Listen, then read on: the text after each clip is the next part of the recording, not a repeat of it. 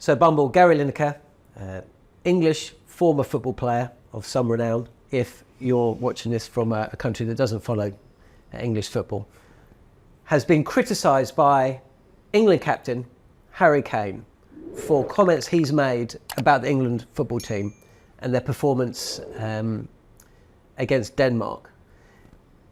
Was Gary Lineker right to say what he said? And it brings into conversation, or brings as a topic, what's it like to cross the floor? To go from a player playing for your country with everyone criticising and praising, hanging up the gloves, putting over the bat, and then picking up the microphone, and then having to critique your former teammates and players. How difficult did you find that? And Lineker saying it how it is that something that he should be criticised for? No, Harry Kane is a wonderful footballer and he was very eloquent when he gave his answer. My own view is I think he was wrong. Lineker is doing his job. He's a presenter. He has pundits with him who give an opinion. It's football in this case. To get back to my changeover from being England coach to immediately going into a commentary box, for a little while I was uneasy. I was a bit uncomfortable. You know, these are my boys. These are my players. You've just been coaching them, right? I've just been coaching them. Now I've got to be critical from time to time. What they all forget, or what a majority forget, and we can talk about individual players in a second, is that 99% of the time, great, brilliant, what a performance. Yeah. He's done fabulously well, she's done brilliantly. They get a little bit precious and upset when it's critical. You're just doing your job. That's what talkSPORT, what Sky, what any other broadcaster would employ you to do, is to give your opinion because you've done it. You've been there, now give your opinion. Many, many times there are great celebrations, there are wonderful celebrations of a player or a team doing fabulously well, enhancing the sport. But there are times when you just feel, that's a bit ordinary, it's not good enough, it's a pretty poor performance. And you just say it. I'm going to finish now. It's only sport. That's all it is. Football, cricket, rugby, call it what you want, golf. That's all it is. Don't get precious. I got precious. I got precious. I got precious when I was England coach with Geoffrey Boycott, who I love to bits. Friend of the show. I love to bits. And I took umbrage with what he get. Who's coaching these? I mean, what are they coaching them? And I confronted him. And that, you know, you get that question sometimes. Do you ever get, what's your regret? Well, I regret that, really. But I've had some up and downers with him, so it doesn't matter. And did he take it? Or did he defend himself? Did he tell you to do one? Did he recognise that you were probably under a bit of pressure? He's a very empathic man, wasn't he? He probably had a bit of a chuckle and walked off. But it was at the Oval. I do remember it. It was at the Oval. And, you know, you just regret them bits. But, it gets to you. I can see what Harry Kane, it's got to you. And then, of course, there's that line, that wonderful line that a player will come up with. Oh, no, I don't read the papers. Oh, really? Did you ever overstep the mark, though? Did you ever give allowance to a young player? You know, did you ever go easy on a player that you were commentating on because he was either young, or you knew his mum and dad, or you liked him, or there was another who was a Lancashire lad? Or did you ever go the other way? No, I would, as a commentator or a summariser, I would be absolutely, this is my job. And if it needs a word here or there, I would do it. A prime example is Johnny Bairstow. I'm a massive Bairstow fan and know the family. And so, Johnny from time to time gets a bit of criticism, and I would always jump back. Whoa. I said, this guy's got 12 Test match centuries. He can change a game for you. He might have been a little bit quiet, but I would also say right now, Johnny needs to do a bit more. He needs to do a bit more. If he wants to get into this Test team, he needs to do a bit more. So that would be an area that I would be a little bit sensitive if people will be critical of that individual player, because I know what he's gone through. I got an email recently from a cricket board, and Cricket board? yeah, it was clearly from the team, because you could tell the way it was written, but they were quite upset with something I had said in a video or a podcast a while back. And the main thing that they couldn't understand is that I was making content for cricket fans, and they were like, but we don't think this is correct. This is not how we see the things. And I was like, yeah, but I don't make the content for this cricket team. I make the content for fans. And when we're on the microphone, we're not commentating for, Zach Crawley or Johnny Bairstow or Mike Atherton or whoever's out in the middle. We're commentating for fans so that they have a better understanding of the sport, so that they're entertained, so that, that they're learning something, so that they're, want to keep listening and want to keep watching and all these sorts of things. It's a completely different thing. And I think a lot of players don't get that until they go into the other side, right? And there's a very famous conversation. I won't name the player, but this person did not like Bob Willis. All right, I was just going to come on to that. Absolutely hated Bob Willis. And then one day they're on Bob Willis's show. And they were like, I don't want to work with this guy. Bob, he said this about me, blah, blah, blah. And then Bob went up and he goes, this is just an entertainment show. I just say this for fun. We'll have a great show. And the person went, all that time I put all this emotional energy into hating Bob Willis, and he's a lovely guy who just likes to entertain. And that is what the gig is at a certain point. It is. Right? It's brilliant that you've mentioned that. Yeah. So Bob, I work with Bob. He's one of my dearest friends, God bless him. That all the players, every one of them, couldn't stand him. And we would go through a list. Listen, you've got to meet Bob. I don't want to. Come on, you've got to meet Bob. And every one of them, to a man, have been like that with him since. Bob Willis was fantastic company. And he would love the players, and he would tell them, it's only an act. One of the criticisms that is often mentioned by sports people is that we journalists are happier when they lose. No, absolutely not. No. But there is a truth in there, isn't there? Because I think we would all agree, like we've seen from England losing, or rather drawing with Denmark, there's more to go at when England or whatever team you support struggle, right? But you also know that you've worked in this industry long enough to know that if England is winning at football, talkSPORT is doing better, the Times is doing better, all the newspapers, all the blogs are doing better for longer because they keep going further in the tournament. Yeah. So anytime you were covering a team of that level, you want them to go as far as possible because your economy is actually linked to their success. So it might be fun to occasionally stick the boot in because, but I'm saying, in your case, the England football team and talkSPORT are linked in some ways, right? I think certainly as a commentator summariser, you've got to be absolutely neutral. Yeah. I've worked with people who are not neutral, and I think that's not the way to do it. You've got to. That disrespects the game, doesn't it? I think so. You've got to sort of be absolutely neutral and respect the opposition of your team. Well, my team's England, and if I'm not working, I'm supporting England.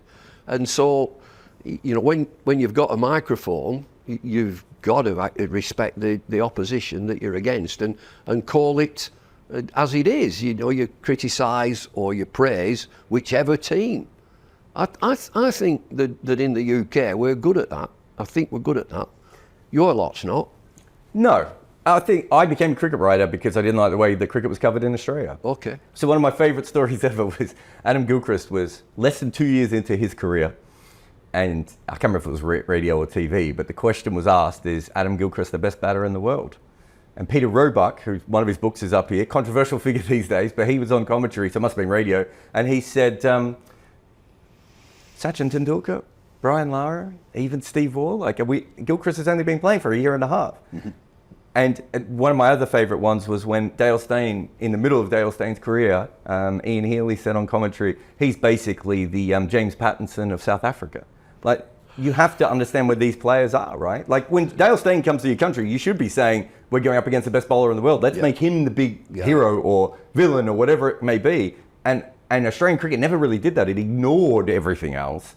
And it was one thing that frustrated me. Rahul Dravid comes to the country, everyone should be like, how do we get this bloody guy out? And instead, everyone ignores Rahul Dravid until he starts making runs. So I think Australia has an issue with that. But Australia's a very different kind of sports culture. And also, Australia wasn't an empire. They don't have to worry about other people's feelings in the way that England quite often does. So there is a different way that all these things are done.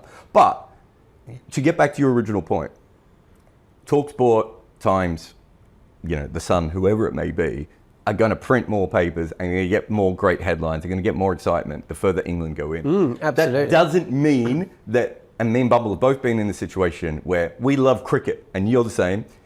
All three of us love cricket. Sometimes when a player does something really, really bad or a team does something really stupid, it's cathartic just to be like, why are they doing that? Bartman for South Africa the other day, when all he had to do, Bumble, was bowl slower balls into the wicket and they would have beaten England really easily, and he bowls five full tosses. Hit the pitch and bowl slower balls, you idiot. That allowed me some anger to get out there, right? But at the same time, I love the Bartman story. I want him to win a World Cup for South Africa. This 31-year-old who no one ever thought would play for his country, really highly talented, come on late. Doesn't mean I hate Bartman. Just in that one moment, I was like, what the hell is this numpty doing? Well, hang on, what's his captain doing? Don't get me started on that as well. He's got to go work with his captain. Yeah. This is what we're going to do. This is the field that we're going to set. This is what we need to do. Now I hate this word. Don't, please, it's in my mind. Execute. Oh, no, just do it. But you know what I mean? So I do think that and you would have had reviews of your books, of your commentary, of certainly you had it as a cricketer, of your coaching and everything else. Yeah. I remember the first review I ever got, which I think was maybe the Times or Wisden Cricketer, but one, a major cricket sort of place, and was a book, and it was the most positive review, right? Like the new guy on the scene, different kind of writing style, you're really going to like it. Then there was about a paragraph of problems that he had with the book, which were probably right.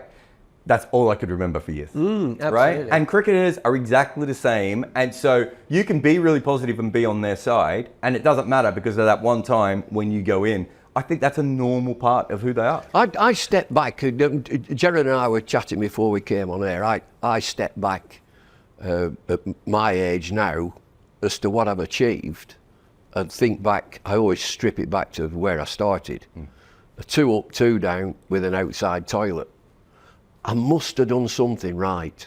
I must have done. And so I stepped back from that. And if somebody don't like your commentary, don't like your comments, well, that's fair. They're giving an opinion. That's fair dues. But somebody must like it, or else I'd still be in the 2 up and 2 down. Yeah. In Accrington. Lovely place this time of year. I do think also that there is, for me, and it's a writer slightly different, although I have worked with teams and then had to come out. Like I have to write about Scotland in this last World Cup, and I worked with that team, right? But I think in general, for me, it's have I done the work, right? I might be wrong. The team might be like, or the player might be like, do you know what, you were wrong on that point. I'd be like, fine, but did I do the work to get there? Or did I just throw it out lazily, right? Without really thinking about it. And if I threw it out lazily, I'll be like, okay, well next time I'll make sure that I do the work. That's all I could do, right? You cannot, there are 11 people in a cricket team, not to mention another 15 in the, or 25 in the support staff, right? You can't keep 40 people happy on anything. Have you been following the election? We're in Sri Lanka. It's talkSPORT's first commentary of a test cricket match for 14 years. And England go 1-0 up in Gaul. And we're all packing up. And we're talking about the Candy Test match, and Andrew McKenna, broadcaster, says, what we want now is for England to lose. 1-1, going to Colombo would be perfect. And Matt Pryor goes absolutely crazy at it. Player, yeah. England win the next test, and we go to Colombo, 2-0 up, 1 to play, series over. And Matt Pryor's thinking, maybe it wouldn't have been so bad if it was 1-0. Well, the story there is we're going for a clean sweep. We're going for 3-0. That's you push it that way. That's how we think about it. But you know the fans, a lot of casual fans are already, maybe I could watch them golf. Or, maybe I could watch. And that's the thing of you, there's so much, the Bangladesh and the Indian cricket writing community are much more jingoistic towards their nation. But it's not because they're always supporting India and Bangladesh. They know that if Bangladesh start to lose, they're going to get yanked home, right? Their trip is over. All right. Right? They'll get one great piece to go, oh, I cannot believe these Muppets went out in this tournament. They should try harder. They don't believe in Bangladesh or India enough, right? They get that one great article that everyone shares online, but then they're back home. If Bangladesh keep going, they get more work, right? More people are going to read them. It's going to help their career. You, at a certain point in the media, you cheer the narrative. Exactly. That's exactly it. And that's the same on talkSPORT.